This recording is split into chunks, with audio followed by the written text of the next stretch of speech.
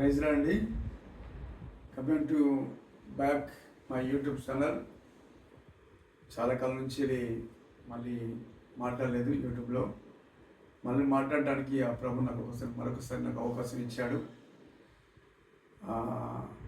మీరందరూ మరి దైవ సేవకులు, మరి చిన్న చిన్న పాస్టర్స్ మీరు గమనించలేదు, కానీ రాధా మనోహర్ దాస్ గారు చాలా కాలం నుంచి మన క్రైస్తవులను చాలా వెతకారంగా మాట్లాడడము, దేవుణ్ణి కించపరచడము నాకు బాధాకరంగా ఉంది.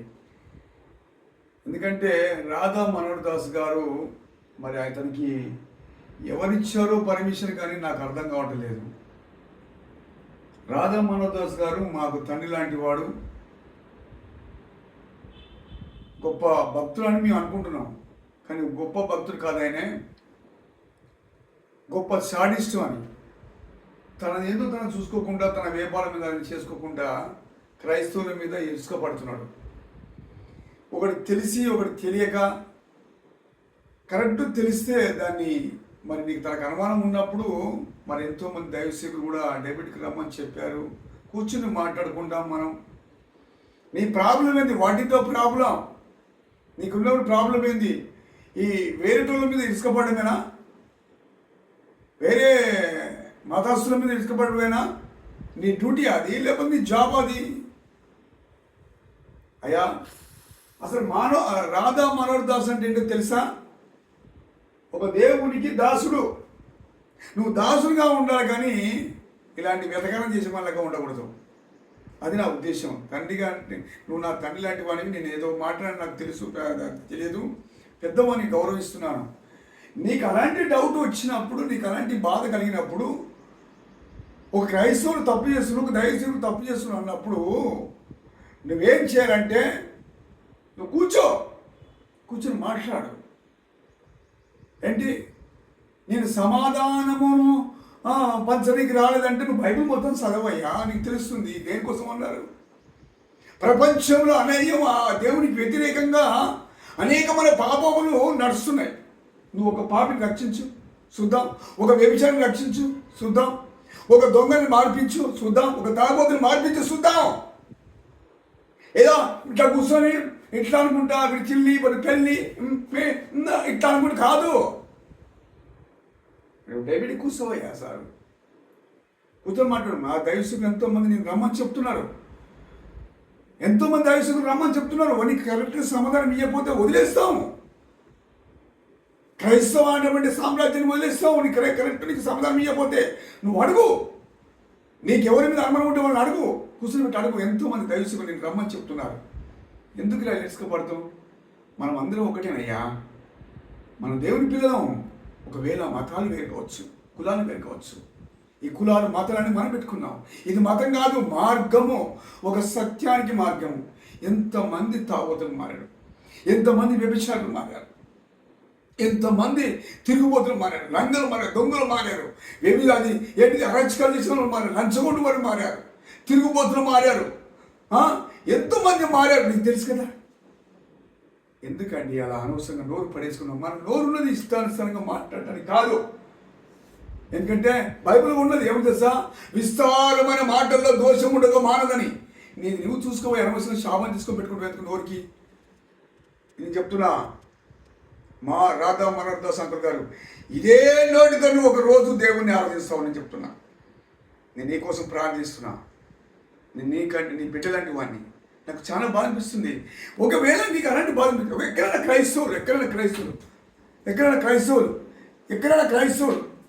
క్రైస్తవులు ఇలాంటి విమర్శలు మాట్లాడక ఎక్కడ చూసావా? నీకెందుకయ్యా? నీకు ఎవరు పర్మిషన్ ఇచ్చారు? Who's this permission?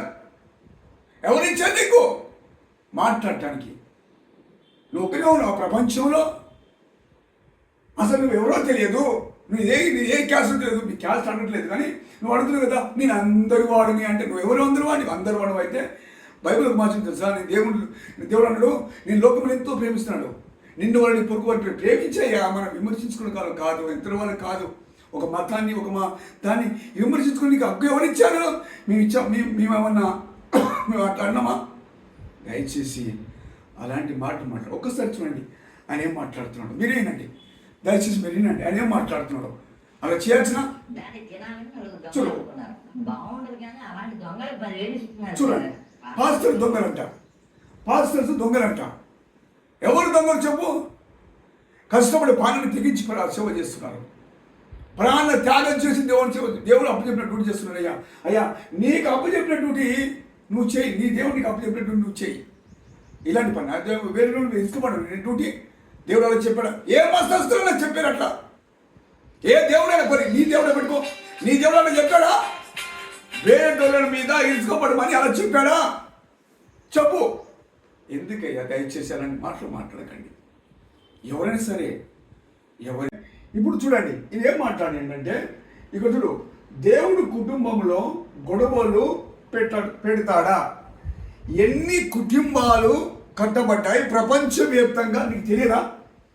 ఒకవేళ దేవుడు కుటుంబాన్ని చీల్చేవాడైతే, దేవుడు కుటుంబాన్ని పారదోసేవాడైతే ప్రపంచవ్యాప్తంగా ఎన్ని కుటుంబాలు కట్టబడ్డాయి నువ్వు అవి తట్టుకోలేకపోతున్నావు. చూడు, ఒక హిందూ సోదరుడే ఆయన క్వశ్చన్ అడుగుతున్నాడు. ఒకసారి పెట్టండి రాదు, ఒకసారి పెట్టండి. హిందువే ఇతను హిందువే, ఆయన క్వశ్చన్ అడుగుతున్నాడు. చూడండి ఏం అడుగుతున్నాడు చూడండి. ఆయన అడుగుతాడు చూడండి, ఆయన అడుగుతాడు ఇప్పుడు చూడండి. అదో చూడండి, ఆయన అడిగినప్పుడు ఆయన అడిగిన ఒక పాయింట్ ఉందండి, కానీ ఆయన అడిగిన పాయింట్ లేదు. ఎలా కూర్చున్నా అంటే ఆయనకు ఆల్రెడీ ఆల్మోస్ట్ అర్థమై ఉంటుంది ప్రపంచవ్యాప్తంగా ఒక క్రైస్తవ సమాజం ఎలా ఉందో. రాత్రి పగలు తిరగలేదు లేకుండా దేవుడు అప్పచెప్పిన డ్యూటీ చేస్తున్నారు. ఎన్ని మంది కుటుంబాలు మార్చబడ్డాయండి. రాధా మనోహర్ దాస్ గారు దయచేసి మీరు అలాంటి మాటలు మాట్లాడకండి. నీకు డౌట్ ఉండవచ్చు, నాకు కూడా డౌట్ ఉంటుంది. చిన్నప్పుడు నేను కూడా ఒక అన్ని కుటుంబాలు పుట్టినప్పుడు నాకు కొన్ని డౌట్ ఉంటే నేను క్లియర్ చేసుకున్నాను. ఒక దైవసేవకుడు నా వెంబడి పడి నన్ను మార్చడానికి, నన్ను ఒక పరిచర్యకుని చేస్తానికి, ఒక విశ్వాసం చేస్తానికి నా వెంబడి పడితే నేను నమ్మలేదు. కానీ దేవుడే నన్ను మార్చాడు. నేను క్రైస్తవులకు వ్యతిరేకంగా ఉండేవాడిని, క్రైస్తవులను తిట్టేవాడిని. అయినప్పుడు నన్ను దేవుడు నన్ను మార్చాడు. ఈరోజు దేవుని గురించి చెప్పుకుంటే నాకు కొంచెం జ్ఞానం ఇచ్చాడండి. మీరు అంటుంటే మాట్లాడుతుంది సిలువ 3 మేఘుల మీద ఉంటాడు. అది నీ కోసం నా కోసం కాదు, ప్రపంచం అంతా చేశాడు. అయ్యా ప్రపంచం కోసం చేశాడు. ఎవరయ్యా పడ్డది శిల మీద చెప్పు? ఎవరయ్యా నీ కోసం మా ప్రాణం పెట్టింది? గొర్రెలంటే ఆయన ప్రధాన కాపరి. మీరు నా ప్రజలు, నేను మీ దేవుడు అన్నాడు. నేను మీ దేవుడను, నేను మీ కాపరిని, మీరు నా గొర్రె అన్నాడు. మనం అందరం గొర్రెలమేనయ్యా, ఆయన కాపరి. అలాంటి వాయిని ఎలా మాట్లాడుతావు? విమర్శించడానికి ఎవరిచ్చినయ్యా నీకు? ఒక 4 మనసులు వేసుకొని ఒక కెమెరా పట్టుకొని తిరిగినంత మాత్రాన కాదయ్యా. నీకు డౌట్ కలిగా ఉన్నట్టే ఇలా దేశం మీద, ప్రపంచం మీద, ఇలా గ్రామాల మీద ఎగిసిపడుతున్నావు డబ్బుల కోసం, యూట్యూబ్లో డబ్బుల కోసం. అది కాదండి. దయచేసి రాధా మనోహర్ దాస్ గారు, రాధా మనోహర్ దాస్ అంటే ఎంత మంచి పేరు తండ్రి, దాన్ని కాపాడుకోండి. నువ్వు దేవుని యొక్క దాసునిగా ఉండాలి. ఇలాంటి దరిద్రమైన మాటలు మాట్లాడకండి.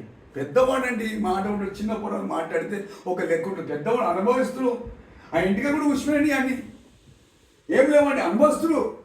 తండ్రి లాంటి వారు అలాంటి మాటలు పడకండి. దయచేసి ఎవరికి కించపరచండి. ఎవరు మా వారు కూడా ఇప్పుడు క్రైస్తవ సమాజం కూడా మిమ్మల్ని విమర్శిస్తున్నారా? ఎక్కడైనా పిలిచారా మిమ్మల్ని? చెప్పు, ఎవరైనా పిలిచారా? డెబిట్కి రమ్మని చెప్పి పిలిచారా? నువ్వెలా రమ్మంటావు? నువ్వెవరో యూజ్ మరి అలా సెల్ ఫోన్లో స్థలం లేనందున మధ్య ఆగిపోతుంది. దయచేసి ఇది మనం మళ్ళీ కంటిన్యూ చేద్దాం. రాధా మనోహర్ దాస్ గారు, మీరు అలా మాట్లాడడం మంచి కాదని నేను అనుకుంటున్నాను.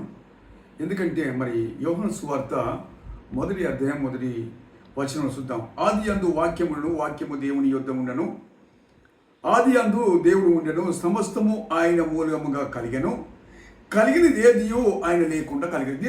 దీని ఏమంటావు? సమస్తము ఆయన మూలము కలిగిందంట. ఆయన లేకుండా ఏదీ కలగలేదంట. ఆకాశానికి భూమి ఉన్నదా?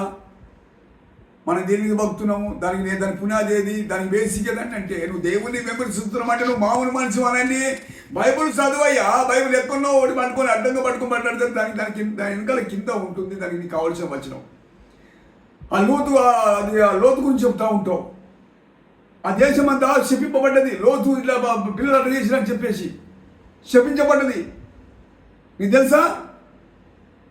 బైబిల్లో ఎంతోమంది తప్పు చేశారు, తప్పు చేసి దేవుని దగ్గర పశ్చాత్తపడ్డారు, తిరిగి మళ్ళీ దేవుని నమ్మినారు, దేవుని వెంబడించారు, మంచి యోధులు అయ్యారయ్యా. అలాంటి వారిని నువ్వు మంచి మహానుభావులను విమర్శించకూడదు. లోతు గురించి చెప్పిన కదా కరెక్టే, అది తెలియక జరిగింది, అందుకు దేవుడు ఆ దేశాన్ని శపించాడు. నువ్వు ఎవరిని కూడా అలా విమర్శించకూడదు. నీకు ఒకవేళ కరెక్ట్ ఆన్సర్ కావాలంటే నువ్వు డెబిట్కి రా. ఎంతోమంది దైవసేవకులు, మా దైవసేవకులు ఉన్నారు, వాళ్ళు రమ్మంటున్నారు. నువ్వు వచ్చి నీ ప్రాబ్లం క్లియర్ చేసుకో. ఎందుకు పేటల గురించి మాట్లాడమన్నా మన పని, మన డ్యూటీ అదా? నీ డ్యూటీ, నీ పని చేసుకోవయ్యా. నువ్వు అయ్యగారువా, లేకపోతే పూజారివా, ఋషివా, లేకపోతే భక్తుడివా, అని నీ పని నువ్వు చేసుకో. పేటల గురించి మాట్లాడటానికి హక్కు లేదు. అరే ఏమనంటే క్రైస్తవుల మీద ఎగుసిపడతారు. కొంతమంది సువార్త పోతే పెండ తలుతున్నారు. ఎవరైనా మీ మీదకి వచ్చారా? పెండ తలుతు కూడా ఎవరైనా వచ్చారా? ఎదురు తిరిగారా? అంటే మా దగ్గర బలం లేదన్నా, మా దగ్గర కోర్టు లేదన్నా, మా దగ్గర అది పోలీస్ స్టేషన్ లేదన్నా, మీ కొట్లాడలేమన్నా, మీ బలం లేదన్నా, కొట్లాట ఫైటింగ్ లేదన్నా. దేవుడు చెప్పిన మాట కోసం మౌనంగా ఉండిపోతున్నారు. కొంతమంది పెండ తలుతున్నారు, కొంతమంది బూడి తలుతున్నారు, కొంతమంది ఉసుక తలుతున్నారు. మా మీదికి రాకండి. మతం మార్పిడి కాదండి, దయచేసి మార్గం ఇది. ప్రపంచాన్ని చూడండి, ఎంతమంది ఉన్నారు, మంచి మనుషులు మారారు, నీకంటే మేధావులు మారారు. ఎంతోమంది గుళ్ళలో ఉన్నటువంటి పూజారులు మారారు, బ్రాహ్మణ్స్ మారారు. ఎందుకు మారారు? వాళ్ళు మార్చారా? మత మార్పిడి ఎవరు చేయడం, ఏ పాస్టర్ చేయడం, ఏ దైవసేవకుడు చేయడం మత మార్పిడి. ప్రభు అప్పచెప్పిన మాటను ప్రచారం చేస్తారు. నీకు ఇష్టం నమ్ముకో, లేకపోతే లేదు. ఐ డోంట్ కేర్, అవసరం లేదు. దేవుడే తీర్పు తీస్తాడు. దేవుడే ఒక రోజు, ఆ రోజు నోవా కాలం అప్పుడు ఎలా రొమ్ములు కొట్టుకున్నారో అలా కొట్టుకుంటారు. అందుకే ఇలాంటి జరగకూడదు. ఏ మనిషి కూడా నశించిపోకూడదు, ఎవరు కూడా అన్యాయంగా నరకానికి పోకూడదనే దేవుడు అప్పచెప్పిన మాటలు దైవసేవకులందరూ ప్రచారం చేస్తున్నాండి. ప్లీజ్, ఎవరు నశించిపోవడానికి కాదు. దయచేసి ఇలాంటి మాటలు మీరు ఎప్పుడు మాట్లాడకండి. పెద్దవారు రాధా మనోదాస్ గారు, ప్లీజ్ అండి, నీకు డౌట్ ఉంటే మా తండ్రి లాంటి వారు, మరొకసారి చెప్తున్నాను, మీరు డిబేట్ కూర్చోండి, మాట్లాడండి, క్లియర్ చేసుకోండి. దాని అంతతో ఆఫ్ చేయండి దయచేసి. మళ్ళీ ఎపిసోడ్లో మళ్ళీ కలుద్దాం. Thank you all, thank you అందరికీ.